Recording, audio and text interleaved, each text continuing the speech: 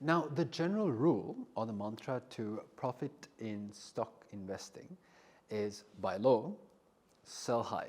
So in other words, buy in a bear market and sell in a bull market. Quite simple, right?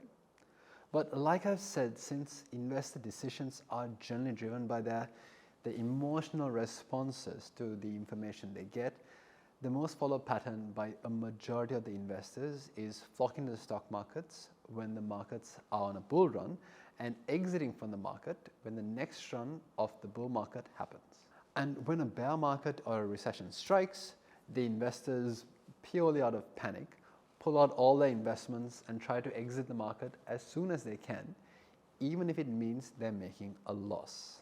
Now, this behavior is understandable from a psychological standpoint.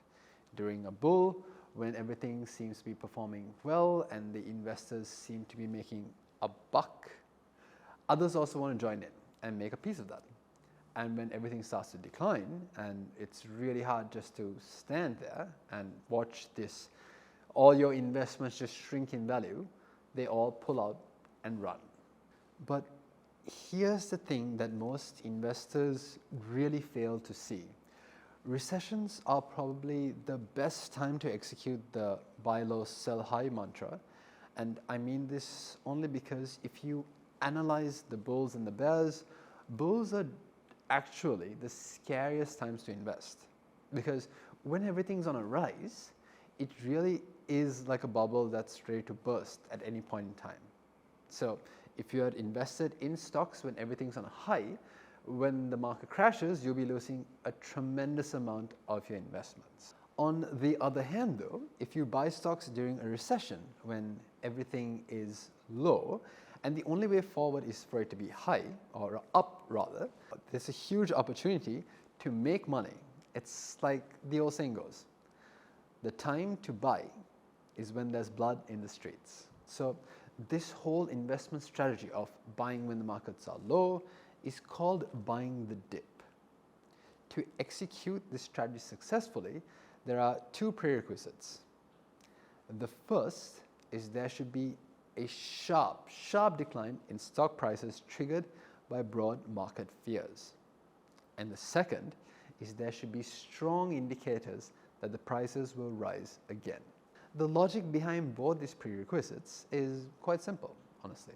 For buying the dip to work, the stock markets or stock prices of a company should decline mainly due to the broad fears rather than reasons that actually apply to the performance of the company.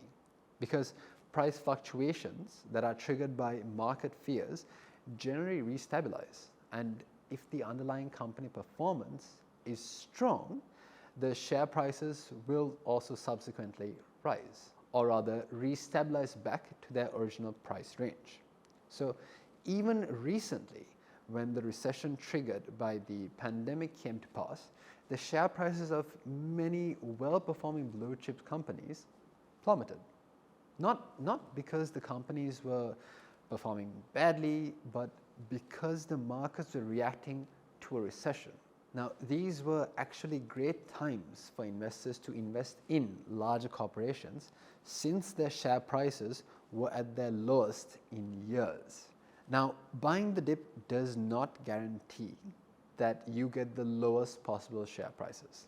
I mean, after all, we're dealing with volatile markets here, where today's low can be tomorrow's high, and all that it allows for you rather is to buy shares when valuations are substantially lower than what they used to be just a few weeks or months ago. Also, to actually benefit from this strategy, you will need to have the patience to ride the market out until it recovers and it goes back rather to its original point of performance, or even better, until it starts its next bull run. The biggest risk with buying the dip is buying the wrong dip. For example, you might remember Kingfisher Airlines. It was a large and well-established company. Its stocks were performing at about 76 Indian rupees in 2006 and continued to hit highs of more than 300 rupees per share in 2007. The 2008 recession happened in India. The stocks prices, they started to fall, and it kept falling and falling and falling, and it just never recovered. The company eventually went bankrupt in 2012, and the stocks themselves were delisted in 2018. So an investor who would have lost or invested a lot of money in Kingfisher at the time trying to buy the dip would have lost all of it. But the thing with Kingfisher Airlines is that it didn't go bankrupt rather because of an economic crisis or a badly performing stock market. It failed because the company was making very bad acquisitions, executing badly strategized international expansions, and it was just poorly managed overall. The recession might have only, if ever, made things worse. The takeaway here is that buying the dip as a strategy isn't necessarily risky per se. It's just buying the dip without understanding the fundamentals of the underlying company. That is risky.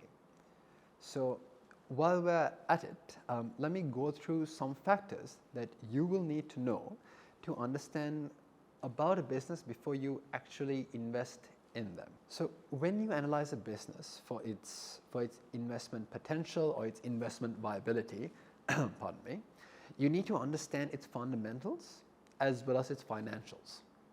By fundamentals, I mean understanding what the company is all about.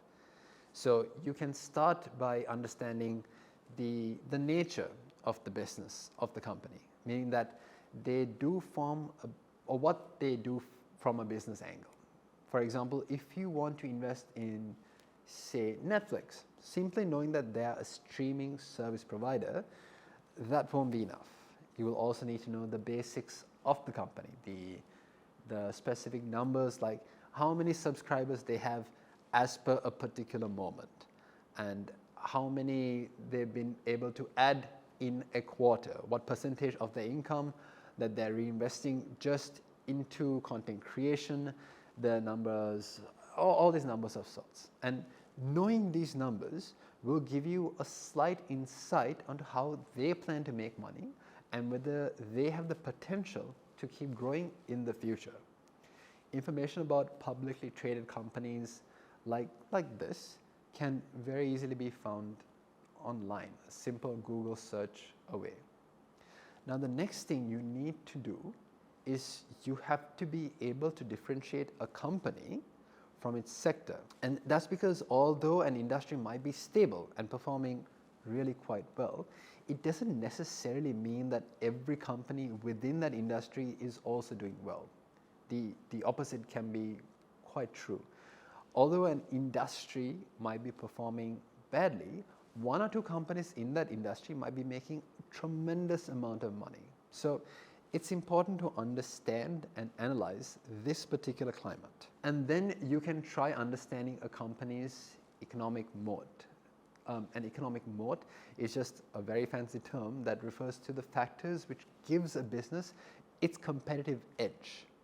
Now, that could be anything really, ranging from a company's its size to its trademarks to its patents to even the business process really. So if you take Apple for one of its biggest economic moats is that it's Apple. The brand itself holds just so much prowess and power in the market. One of Amazon's economic moats is its sheer size. For companies like Google and Facebook, it's the size of their users base, or their user bases rather. Once you're clear with the fundamentals of a company, you very, very importantly need to analyze their financial performances. And under financials, the first thing, the primary thing you need to look at is how the company's income and profits are, how much revenue they're making, and what's the revenue growth, and are they actually making profits? Are the profits growing? What are they spending on? And so many other things like that. And we will be covering all this in detail in the future lessons. Just for now, keep in mind that what it means is to analyze the financial performance of a company.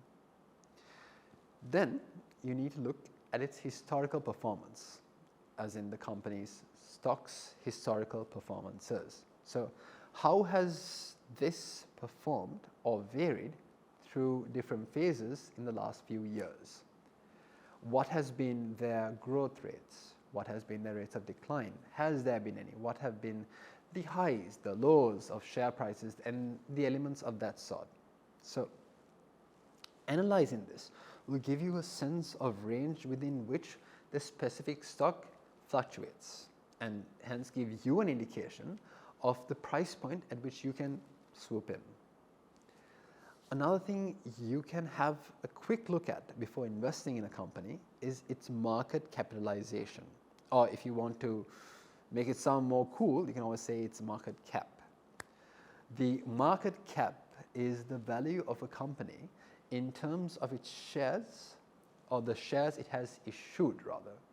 So for example, if a company has issued 1,000 shares and the price of a share is $100, then the market cap of that company would be $100,000.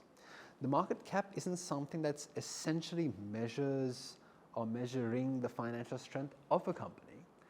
A company with say a $40 billion market cap can go bankrupt just as easily as a small company. But what you can use a market cap for is to gauge the potential growth of that company. So for example, a company with low market cap will potentially have plenty of market space to grow. But a company with an already existing market cap of say $1 trillion may not have too much space to grow. So you can use market cap data for a quick scan analysis. Now, with all this, it's not to say that you need to know the entire ins and outs of the business you want to invest in, and you need to return to a full business strategist and analysis before you start investing. No. What you need to do is to have at least a reasonable sense of what's going on in that business for you to make an informed decision on whether you want to invest or not. And when you're buying the dip, you need to know if the company you're investing in has the potential to resist the negative effects of the recession, to restabilize itself and then continue to perform well again. Also, most of these informations are readily available again on the internet. So taking a few moments to quickly Google, check some of these facts would not really do you too much harm. Let me give you some final motivation tips before we end this video. Warren Buffett, who is the Oracle of Omaha, has made several buying the dips investments over the years, which has made him millions of dollars. To give you a specific example, in 2008's Great Recession, when the stock market was practically hammered and when all the other investors were running, Warren Buffett invested about $5 billion in Goldman Sachs. It's been reported that this investment made him a profit, just a profit of $3 billion.